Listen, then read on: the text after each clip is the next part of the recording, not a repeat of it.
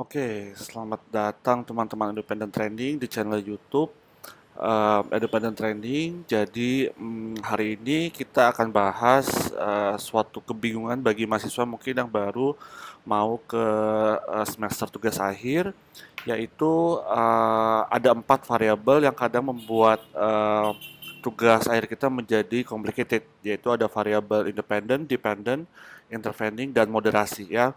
Baik S1 maupun S2 dalam konteks penelitian yang saya kerjakan kuantitatif, eh, baik itu bersifat data keuangan maupun kuesioner, maka kita dan S1 S2 ya, maka kita tetap akan berkutat dengan 4 variabel ini. So, video kali ini kita akan bahas pemahaman konsep. Jadi kamu harus tahu banget konsep dari intervening, moderasi, dependent dan independent ini sebelum kamu ketemu dosen pembimbing kamu ya. Guys, jadi tetap stay di channel YouTube Independent Training dan jangan lupa tentunya untuk subscribe.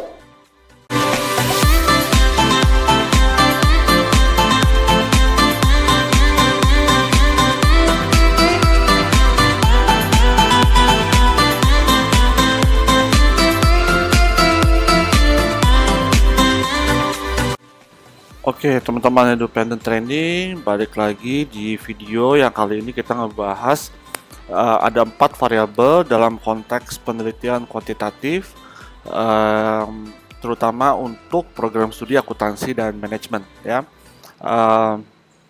Ada 4 variabel yang akan kita bahas: independent variable, dependent variable, moderasi, dan intervening ya. Jadi ini moga-moga bisa memberikan pemahaman singkat ya untuk memahami, karena biasanya yang paling sederhana itu adalah minimal kita menguasai apakah itu variabel independen, apakah itu variabel dependent. Jadi kalau untuk memahami variabel independen biasanya kita sebut variabel yang mempengaruhi, dan dependent variabel itu variabel yang dipengaruhi ya.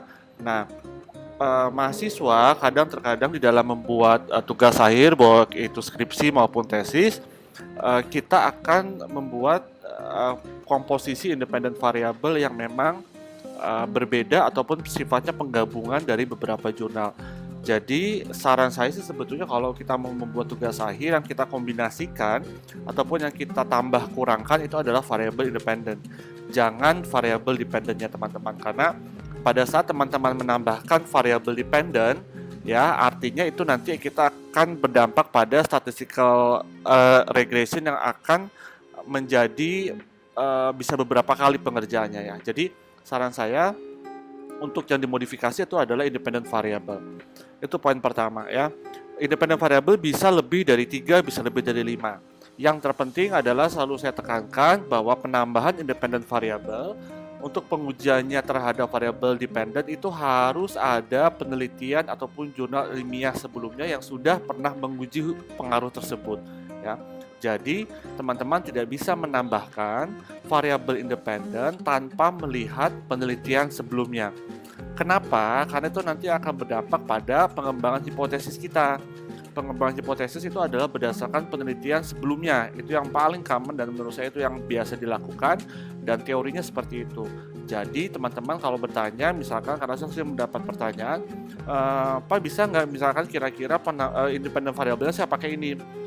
Kalau variabelnya sudah pernah saya temui dalam jurnal, pasti saya bisa bilang iya. Tapi kalau belum, pasti saya akan minta kepada mahasiswa tersebut coba mana jurnalnya ya. Jadi pastikan penambahan variabel independen itu berdasarkan penelitian sebelumnya. Oke. Nah, berikutnya ini moderasi ya. Nah, teman-teman kita berpindah dari yang sangat sederhana ya, 3x 1y ya. Oh ya, saya lupa. Untuk independent variable biasa kita anotasikan dia menjadi x, untuk dependent variable dia menjadi y ya.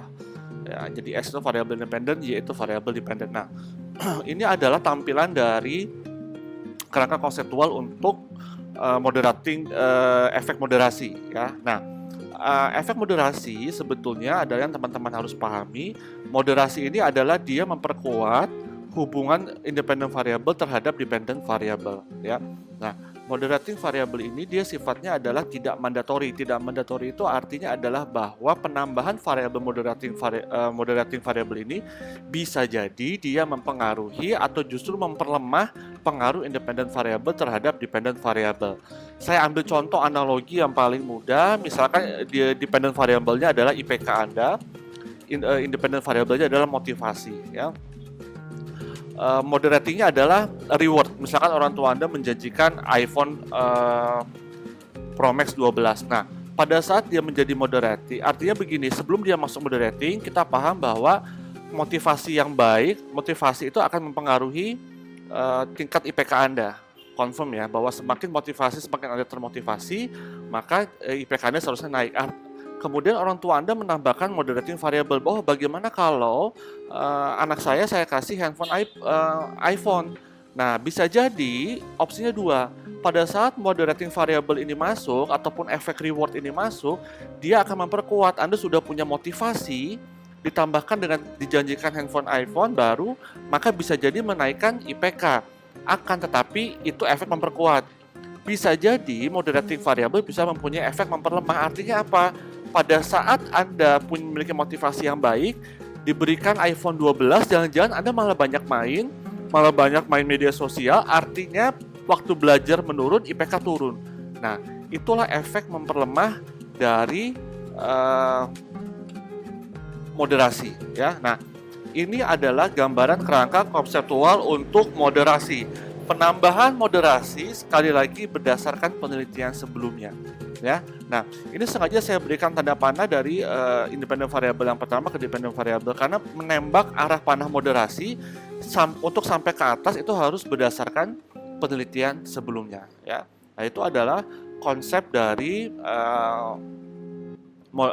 moderating effect ataupun efek moderasi, ya. Nah, jadi hati-hati nanti, tolong dipahami bahwa analisisnya pada saat efek moderasi adalah Anda harus membuktikan bahwa setelah masuk efek moderasi ini, apakah dia akan memperkuat atau memperlemah pengaruh hubungan dari independent variable terhadap dependent variable, ya.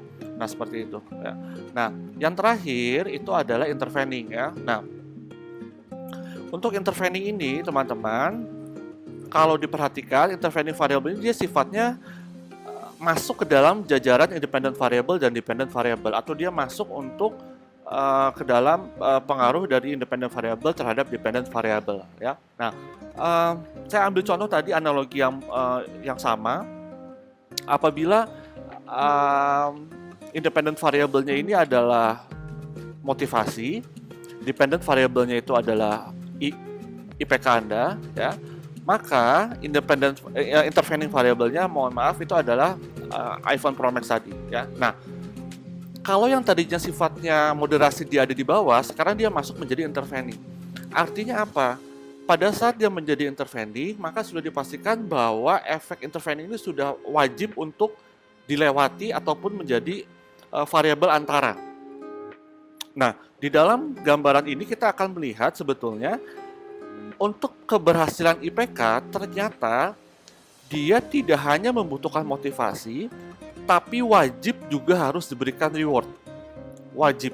Nah, kata wajib ini mencerminkan intervening variabel yang tadi sifatnya masih di bawah, masih memoderasi, seiring waktu mungkin bisa diasumsikan seperti itu ataupun kita contohkan seperti itu. Anak-anak sekarang ataupun masih zaman sekarang itu tidak bisa dimotivasi saja. Harus ada reward. Saya menggunakan kata harus karena sudah menjadi intervening. Harus ada reward, baru dia memiliki IPK yang tinggi. Ini contoh saja, ya. Nah, substansinya adalah bahwa tadi yang tadinya sifatnya variabel ini adalah kita masih bisa menduga memperkuat memperlemah, sekarang dia pasti masuk menjadi variabel antara, ya. Nah, itu adalah kalau dalam pengujian hipotesis, biasanya saya jadikan satu hipotesis, ya, bahwa kita mau melihat fungsi intervening ini apakah dia menjadi variabel antara motivasi terhadap IPK. Nah, di sini juga saya tambahkan kalau untuk teman-teman yang mau mengambil intervening, sebetulnya yang mau kita uji itu dua sebetulnya substansi dari intervening. Direct effect dan indirect effect, ya. Direct effect-nya itu adalah bagaimana pengaruh motivasi langsung yang warna hijau ini terhadap IPK ya. Nah, setelah kita uji direct effect-nya, kita lihat dia signifikan atau tidak, kita bandingkan dengan dia melewati intervening ya. Jadi pengujian intervening itu biasanya melibatkan direct effect dan indirect effect. Kalau kita hanya salah satu saja, misalkan kita hanya menguji intervening saja ya, pasti nanti biasanya penguji akan mempertanyakan direct effect-nya bagaimana. Bagaimana kalau Anda menguji tanpa intervening ya?